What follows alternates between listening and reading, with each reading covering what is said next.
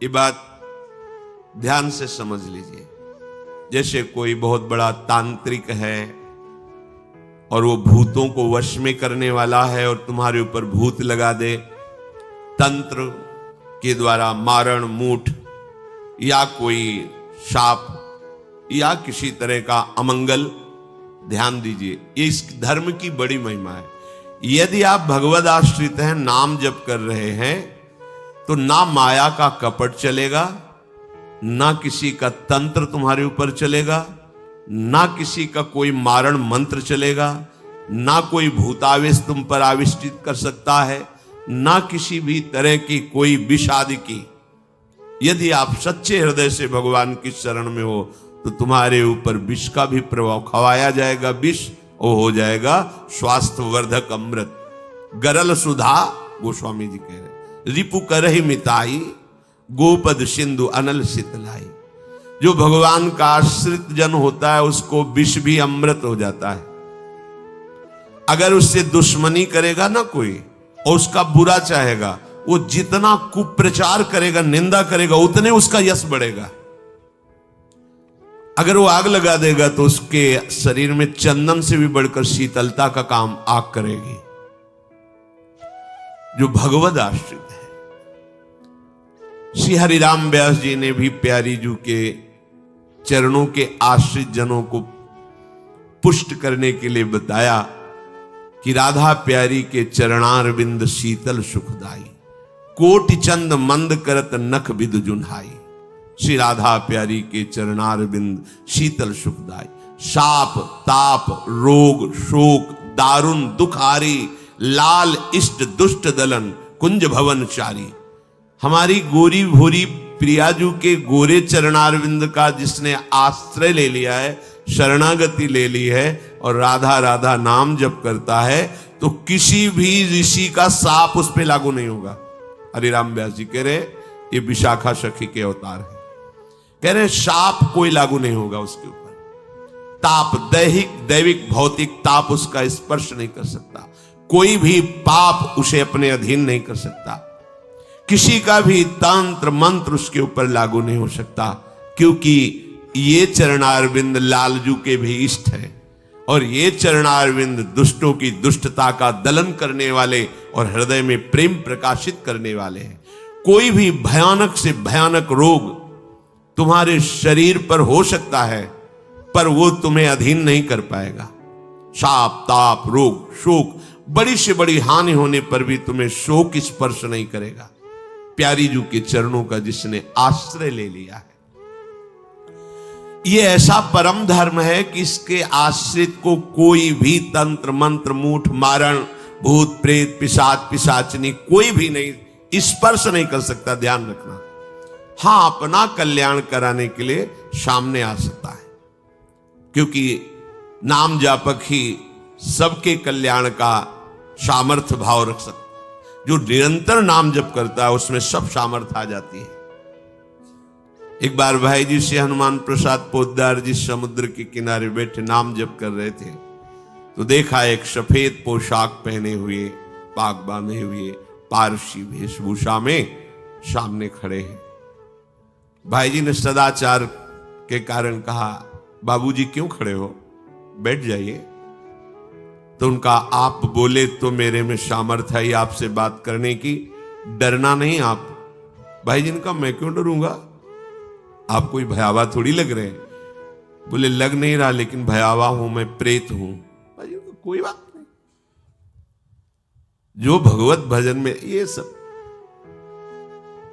कई जगह ऐसा घटना में, गंगा किनारे जैसे श्मशान है, ऐसा नहीं कि प्रेत योनि नहीं होती, होती है, पर वो प्रभाव नहीं दिखा सकती। ऐसे प्रत्यक्ष देखा है।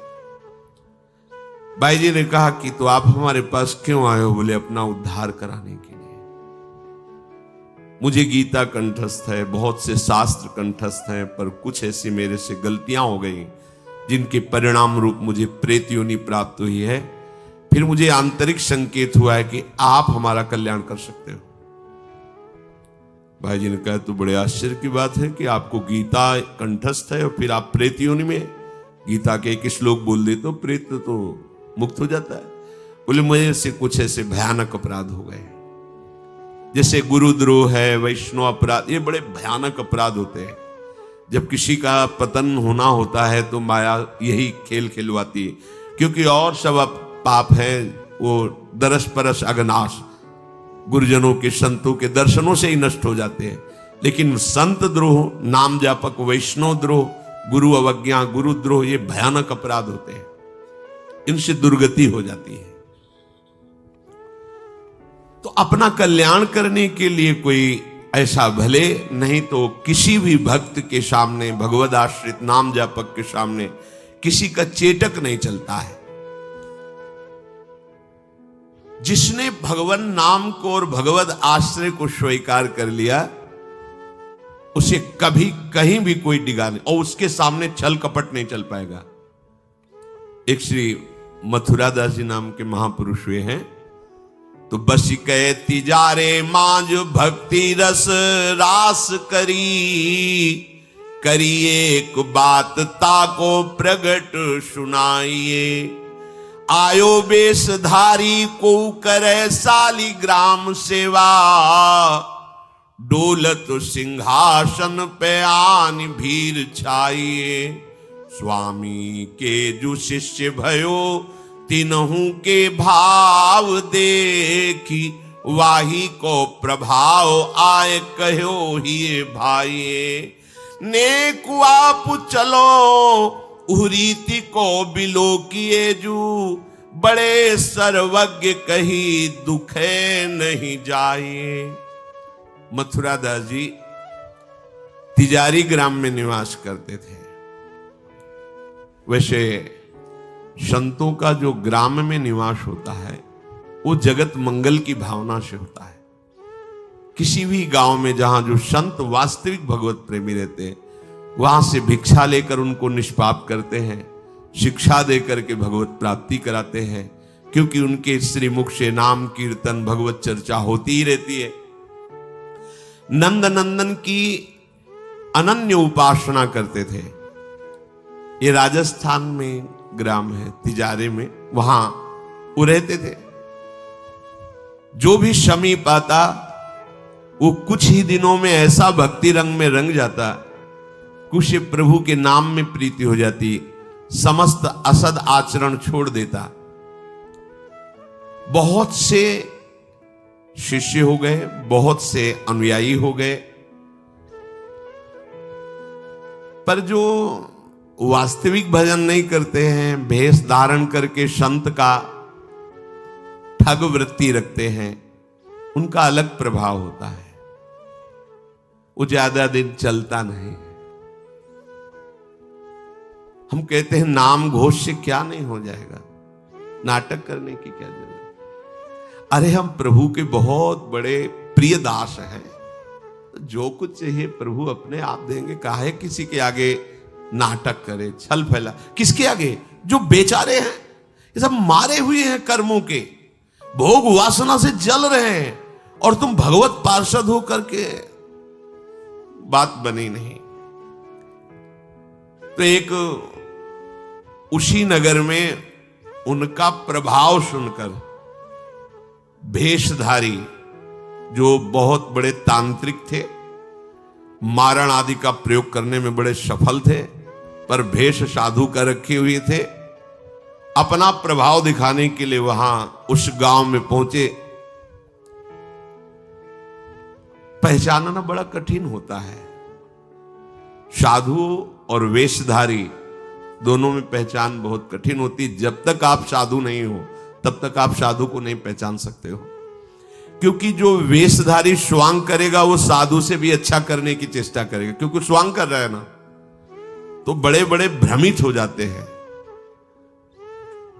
दर्शन भक्त अनूप, सेवक जी ने लिखा है, पर रूप न शोभित प्रीति बिनु, और प्रभाव उनका ऐसा भरम भटकत भूप, बड़े बड़े राजा भ्रमित होकर उनके शिष्य बन जाते हैं। वेश का ऐसा प्रभाव है।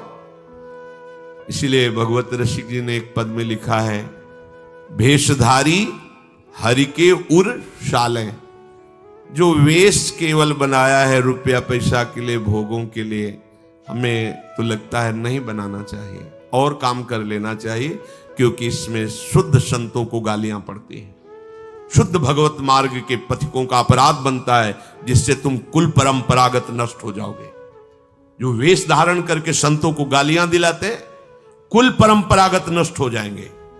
क्योंकि जैसे आपकी श्रद्धा है किसी संत वेश पर और आपकी श्रद्धा टूटी, गलत आचरण हुआ, तो आप ही कहोगे सब ऐसे संत होते हैं, ऐसी गालियां दोगे, ऐसा अपराध करोगे, उसका मूल कारण वो बना वेशधारी, इसलिए उसका सर्वनाश होगा। तुम्हारा तो पतन हो ही गया, उसका सर्वनाश हो जाएगा। भगवत ऋषिक जी ने जहां भगवत महिमा, संतों की महिमा लिखी है, वहां एक दो पद ये भी लिखे हैं कि वेशधारी हरि के उर शालें। वेश जो केवल कपट वेश बनाए हैं, वो भगवान के हृदय में बड़ा दुख पैदा करते हैं, क्योंकि दासत्व तो भगवान का ही लिए है ना। बोले ये लोग दंभी, लोभी, कपटी, नट से शिष्णोदर को पाले। शिष्ण कहते हैं जनेन्द्री को, उदर कहते हैं रसेंद्री को।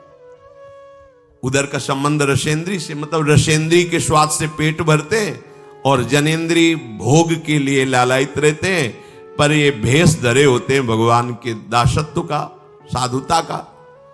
बोले गुरु बने घर घर में डोले, नाम धनी का बेचे, परमारथ सपने नहीं जाने, पैसा नहीं को खींचे। कंठी जेबे में रहती है, घर घर में जाकर के कंठी बांधना, रुपए लेना, फसाओ फसाना। परमार्थ खुद नहीं पता, स्वप्न में नहीं जानते कि परमार्थ किसे कहते हैं, परमार्थ का ककारा नहीं आता, और लाखों कंठिया बांध के अगर एक एक देगा तो 1 लाख तो हो ही गए ना। बढ़िया है। हमने तो आज तक ऐसे साधु कभी एक नहीं देखे जो साधु रहे, खुद और दे ऐसे देखा है, ऐसे करते नहीं। पैसे देने वाले का आदर कभी साधु के यहाँ नहीं होता। अगर आदर हो रहा है तो साधुता में कच्चाई है। धनी, अभिमानी, पदाधिकारी, पैसों वालों का आदर साधु के यहाँ नहीं होता। अगर होता है तो कच्चाई है, सच्चाई नहीं है। सच्चाई होगी तो जान रहा है कि जिसके द्वारा भेजा गया है हम उसको देख रहे हैं। तेरे को क्या दे, तेरे को लग रहा है तो हमने एक बार कसम खवाई थी, 3 बार कहा था तुम्हें तुम्हारे आराध्य देव की कसम है, अगर ऐसा लगता हो कि यहां तुमसे पोषण होता कभी मत देना, क्योंकि हमें पता है हमारा भरण पोषण हमारे गुरु से होता है, आचार्य से होता है, इष्ट से होता है। जिसने सृष्टि बनाई वो तुमसे सहयोग नहीं लिया है, अकेले बना लिए। तो हमारा भरण पोषण करने के लिए तुम्हारे जैसे को निमित्त बनाने की जरूरत नहीं है। वो तो तुम्हारे सौभाग्य उदय करने इसलिए निमित्त बना दिया। नहीं वो ऐसे भी जो स्वर्ण का पहाड़ है 4 लाख योजन का, कितने सुनार लगे उसको बनाने में है?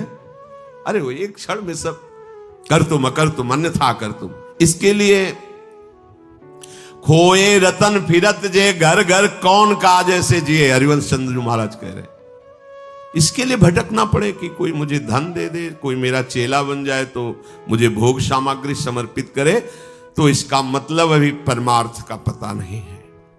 और कबहू को वक्ता होए बनी बैठे, कथा भागवत गावे, अर्थ अनर कछु ले भाषे, पैसल ही को धावे।